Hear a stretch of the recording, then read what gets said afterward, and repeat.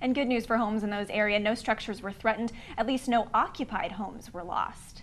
That almost wasn't the case for one rancher on Powell Creek Road. While many evacuated, he chose to fight back and says he would have paid the price were it not for some altruistic neighbors. Back on, right? Yeah. Mack Stewart has been working his ranch for 10 years. Yesterday, he almost lost it.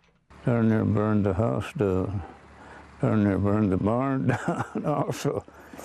The fire charred the fence on Stewart's property and consumed their grazing fields just feet away from their horse barn. Stewart, who is 83 years old, says he was helpless to stop it. Just one person in a hose. I mean, there's just so much you can do, you know. But then help arrived, not with fire trucks, but with buckets and gardening tools. Our neighbors came out. They just poured out from nowhere and got shovels and the whole drug hoses out.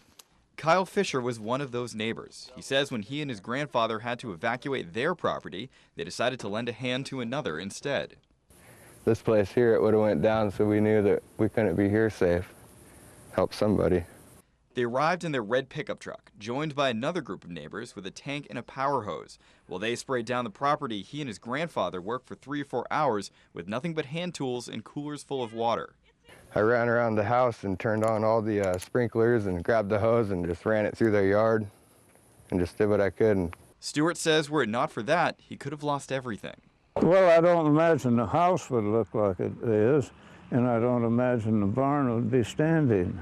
He says he still doesn't know who his benefactors were, but he has a message for them.